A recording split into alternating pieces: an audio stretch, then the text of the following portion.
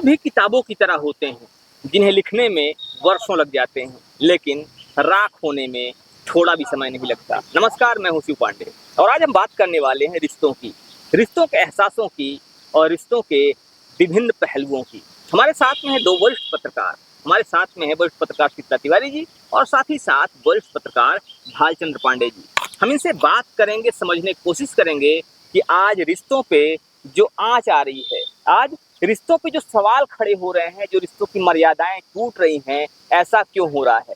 आखिर रिश्तों की ये नई परिभाषा क्यों गढ़ी जा रही है? रिश्तों को तार तार क्यों किया जा रहा है? इन मुद्दों पर हम बात करने वाले हैं। हाल ही में खबर आती है कानपुर से, जहां पर एक सास अपने दामाद के साथ शादी कर लेती है और ये खबर सोशल मीडिया पर इसमें तेजी से वायरल भी हो रही है। ये वीडियो वायरल हो रहा है जिसमें वो एक दूसरे को माला पहनाते हुए देखे जा सकते हैं और साथ ही साथ खबरें ये भी आ रही हैं कि वो सोशल मीडिया पर लोगों से आशीर्वाद मांग रहे हैं।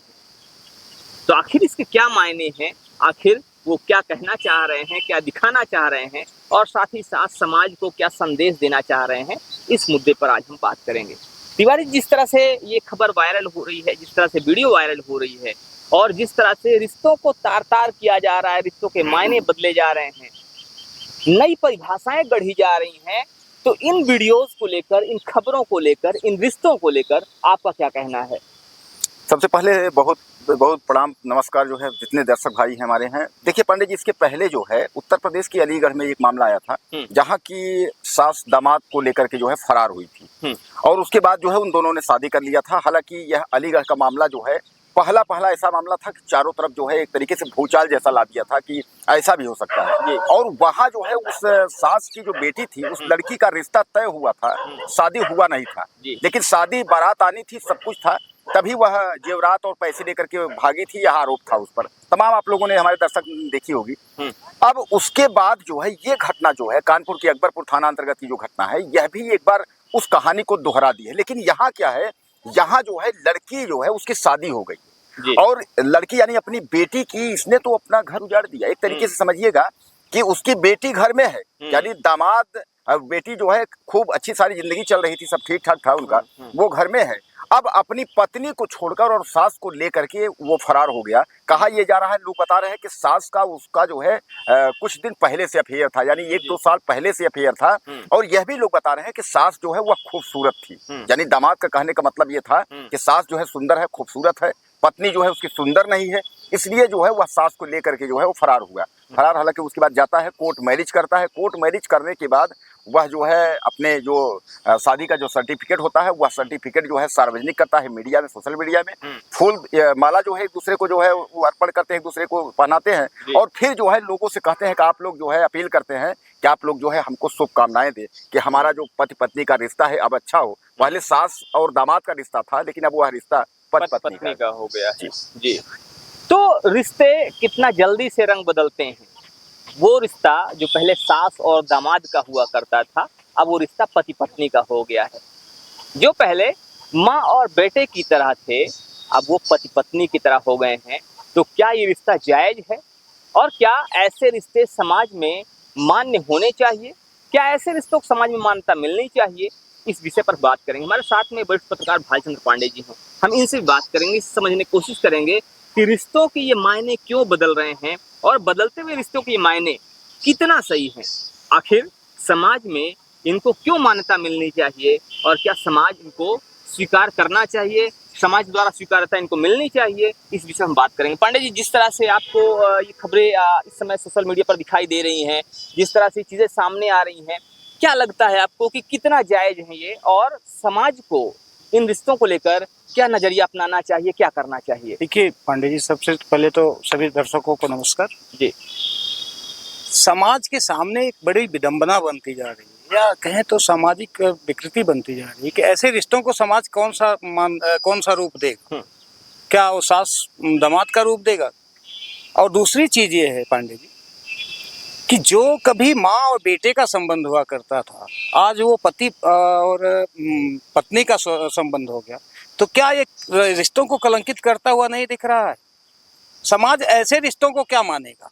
समाज के सामने सबसे बड़ा जो यक्ष प्रश्न उठ रहा है ये है। दूसरी चीज ये है कि अगर ये परंपराएं आगे बढ़ेंगी तो समाज किस रिश्तों को लेकर के आगे सुरक्षित मानेगा कि नहीं ये माँ बेटे का रिश्ता है। आने वाले समय में तो और विकृतियां आएंगी, फिर किसके ऊपर कौन सा विश्वास करेगा। अच्छा, ये कानपुर की घटना तो पहले है नहीं, इससे पहले बिहार के मधेपुरा में एक आशा देवी नाम की हुआ करती थी, वो भी अपने दामाद के साथ भाग के शादी कर लेती है। ऐसे में जब लोग बेटी के अपने सुहाग को नहीं छोड़ रहे हैं तो दूसरे के ऊपर कैसे लोग विश्वास करेंगे जी। इस समय समाज के सामने जो सबसे बड़ा प्रश्न चिन्ह उठ रहा है, सबसे बड़ा जो यक्ष प्रश्न बन रहा है, वो ये है कि आखिर आज समाज किस संबंध को जो है सुरक्षित माने। जब माँ बेटे का संबंध सुरक्षित नहीं है, भाई बहन का संबंध सुरक्षित नहीं है, पति पत्नी का तो संबंध सुरक्षित होने कोई प्रश्न ही नहीं उठता।